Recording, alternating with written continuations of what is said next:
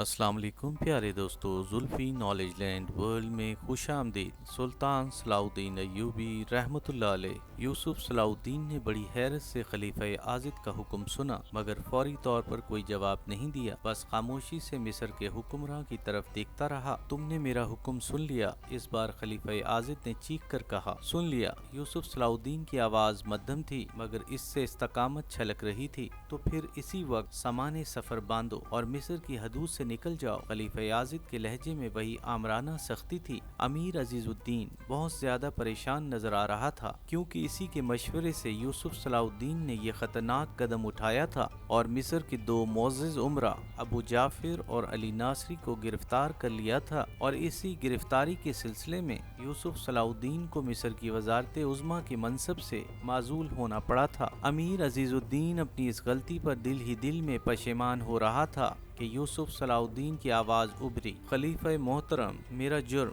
تم مجھ سے اپنا جرم پوچھتے ہو؟ خلیفہ عاضد کا لہجہ کچھ غضبناک ہو گیا تھا۔ میں نے یہ سوچ کر تمہاری بے شمار غلطیاں معاف کر دی تھیں کہ جوش جوانی میں انسان سے کوتاہیاں سرزد ہو ہی جاتی ہیں، مگر یہ میری غلطی تھی کہ میں نے تمہاری طرف سے چشم پوشی کی، جس کے نتیجے میں آج تم نے وہ گل کھلا دیا کہ میں اپنی سلطنت میں منہ دکھانے کے قابل نہیں رہا۔ ابو جعفر اور علی ناصری صرف امراء ہی نہیں، میرے ذاتی دوست بھی ہیں۔ میرے وہم و گمان میں بھی نہیں تھا کہ تم ان دونوں معززین شہر کے ساتھ ایسا ذلت آمیز سلوک کرو گے۔ خلیفہ محترم، نہ وہ آپ کے دوست ہیں اور نہ مملکت کے۔ یوسف صلاح الدین کا لہجہ مؤدبانہ تھا، مگر اس سے بے خوفی نمایاں تھی۔ میں نے آپ کے دو دشمنوں کو گرفتار کیا ہے۔ اگر ابو جعفر اور علی ناصری بروقت نہ پکڑے جاتے تو پھر کچھ بھی ہو سکتا تھا۔ جو لوگ مجھے قتل کرنے آئے تھے وہ اپنا رخ قصر خلافت کی طرف بھی موڑ سکتے تھے۔ خلیفہ عاضد اقتدار کے نشے میں یوسف صلاح الدین کی کوئی بات سننے کے لیے تیار نہیں تھا۔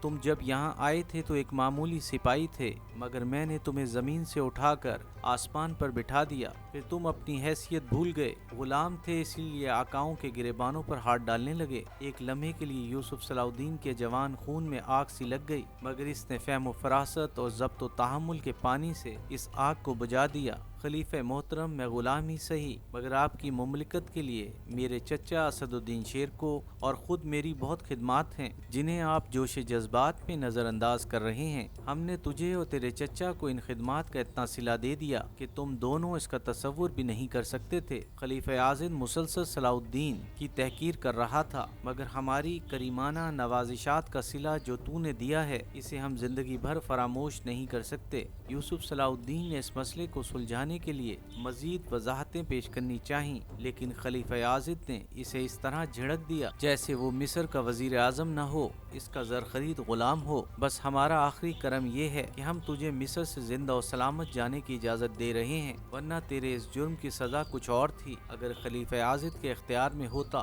تو وہ یوسف صلاح الدین کو بے دریغ قتل کرا دیتا، لیکن وہ سلطان محمود زنگی کی فوجی طاقت سے خوفزدہ رہتا تھا۔ اگر صلاح الدین کو کچھ ہو گیا تو پورا مصر زنگی فوج کی یلغار کا ہدف بن جائے گا۔ اب یوسف صلاح الدین کی قوت برداشت جواب دے چکی تھی۔ خلیفہ محترم کو معلوم ہونا چاہیے کہ میں واپس جانے کے لیے نہیں آیا ہوں۔ مصر کو میری ضرورت ہے۔ جب تک مجھے میرا مقصد خاص حاصل نہیں ہو جاتا، میں یہ سرزمین نہیں چھوڑوں گا۔ اتنا کہہ کر یوسف صلاح الدین خلیفہ عاضد کے کمرے سے نکل گیا۔ امیر عزیز الدین بھی اس کے پیچھے پیچھے چلا آیا۔ خلیفہ عاضد کے لیے یوسف صلاح الدین کا جواب اس قدر غیر متوقع تھا کہ وہ سکتے میں آ گیا۔ پھر جب اس کی یہ کیفیت زائل ہوئی تو وہ شدت غضب سے کانپنے لگا۔ آخر ایک غلام کس بنیاد پر اپنے آقا کی نافرمانی کر رہا ہے؟ آخر ایک غلام کس بنیاد پر اپنے آقا کی نافرمانی کر رہا ہے؟ خلیفہ عاضد نے خود سے سوال کیا۔ پھر اس نے اپنے محافظ دستے کے فوجیوں کو طلب کرتے ہوئے حکم دیا، یوسف کو اسی وقت گرفتار کر کے ہمارے حضور پیش کیا جائے۔ خلیفۃ المسلمین، ہم سب آپ کے حکم کی تعمیل سے قاصر ہیں۔ بیک زبان کئی سپاہیوں نے جواب دیتے ہوئے کہا، کیا تمہارا کوئی اور آقا ہے کہ جس کے فرمان پر تم عمل کر رہے ہو؟ خلیفہ عاضد نے شدید طیش کے عالم میں اپنے ہی محافظ سپاہیوں کو مخاطب کرتے ہوئے کہا، ہمارا آقا تو صرف اللہ ہے۔ ایک سپاہی نے انتہائی اثر انگیز لہجے میں کہا، آپ صرف ہمارے حکمراں ہیں مگر ہماری شمشیریں یوسف کے حکم کی تابع ہیں۔ ایک لمحے میں خلیفہ عاضد پر ساری صورتحال واضح ہو چکی تھی۔ اس نے فوراً ہی تمام محافظوں کو اپنے کمرے سے چلے جانے کا حکم دیا۔ پھر جب آخری سپاہی بھی خلیفہ کی آنکھوں سے اوجھل ہو گیا تو اس نے کمرے کا دروازہ بند کر لیا، پھر ایک جام لبریز کیا اور اسے حلق سے نیچے اتار لیا۔ خلیفہ عاضد کے نزدیک اپنے غصے کی آگ کو ٹھنڈا کرنے کا یہی ایک طریقہ تھا۔ کچھ دیر بعد مشروب نے اپنا اثر دکھانا شروع کر دیا، یہاں تک کہ اعصاب کا تناؤ کم ہونے لگا۔ اب خلیفہ عاضد کسی قدر سکون سے صورتحال کا جائزہ لینے لگا۔ ذاتی محافظوں کے انکار نے ثابت کر دیا تھا کہ یوسف صلاح الدین نے اس کے گرد اپنے فرما بردار سپاہیوں کا حصار کھینچ دیا ہے۔ اگرچہ یہ حقیقت تھی کہ خلیفہ عاضد کے محافظ سپاہیوں میں شادر کے جاسوس موجود تھے جنہیں یوسف صلاح الدین نے بڑی ذہانت کے ساتھ محل سے باہر نکال پھینکا تھا، لیکن موجودہ صورتحال میں خلیفہ عاضد محافظوں کی تبدیلی کو بھی یوسف صلاح الدین کی ایک شاطرانہ چال سمجھ رہا تھا۔ پھر یکا خلیفہ عاضد کے کانوں میں یوسف صلاح الدین کے وہ الفاظ گونجنے لگے جو اس نے کمرے سے نکلتے ہوئے کہے تھے، جب تک مجھے میرا مقصد خاص حاصل نہیں ہو جاتا میں یہ سرزمین نہیں چھوڑوں گا۔ ان الفاظ کی بازگشت نے ایک بار پھر خلیفہ عاضد کے غصے کی آگ کو بھڑکا دیا۔ اس غلام کا مقصد خاص اور کیا ہو سکتا ہے کہ وہ اپنے آقا کی سلطنت پر قبضہ کر لے؟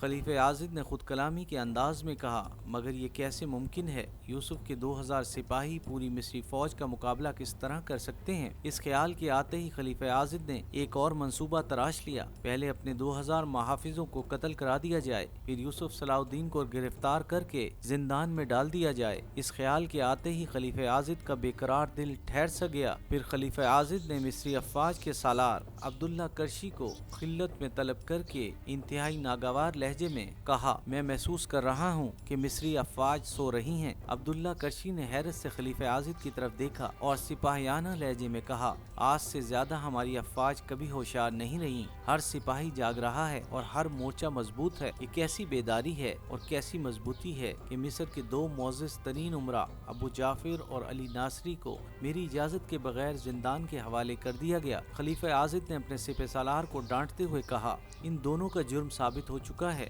وہ ملک و ملت کے دشمن ہیں۔ عبداللہ کرشی نے نہایت بے باکانہ لہجے میں کہا، ہمارے پاس اتنا وقت نہیں تھا کہ آپ کو اطلاع دیتے، پھر بحث مباحثہ کرتے، اس کے بعد ابو جعفر اور علی ناصری کو گرفتار کرنے کی اجازت لیتے۔ عبداللہ کرشی کا جواب سن کر خلیفہ عاضد کے دل و دماغ جل اٹھے اور وہ چیخ کر بولا، کیا تم اپنے فیصلہ کرنے میں آزاد ہو؟ خلیفہ محترم، یہ ہماری مجبوری ہے۔ عبداللہ کرشی کا لہجہ نرم تھا، کون تمہیں مجبور کر رہا ہے؟ خلیفہ عاضد اور زور سے چیخا، کیا تمہیں ایسا کرنے کے لیے یوسف نے مجبور کیا ہے؟ وہ ملک و ملت کے وفادار ہیں۔ عبداللہ کرشی نے مبہم جواب دیا، وہ کھل کر بات کرنا نہیں چاہتا تھا کہ سیاسی صورتحال کا یہی تقاضا تھا۔ تمہیں معلوم ہونا چاہیے کہ میں یوسف کو برطرف کر چکا ہوں۔ خلیفہ عاضد نے انتہائی سخت لہجے میں کہا، اسے فوری طور پر مصر کی حدود سے نکال دو، وہ سرکشی کرے تو اسے زندان کے حوالے کر دو۔ بات بہت آگے بڑھ چکی تھی، مجبوراً سالار عبداللہ کرشی کو بھی واضح الفاظ میں جواب دینا پڑا، خلیفہ محترم، آپ کے اس حکم کی تعمیل نہیں کی جا سکتی۔ میری درخواست ہے کہ آئندہ بھی ایسے احکام جاری کرنے سے گریز کریں، ورنہ یہ صورتحال آپ کی صحت کے لیے بھی نقصان دہ ثابت ہو سکتی ہے۔ یہ کہہ کر سالار عبداللہ کرشی خلیفہ مصر کے خصوصی کمرے سے نکل گیا۔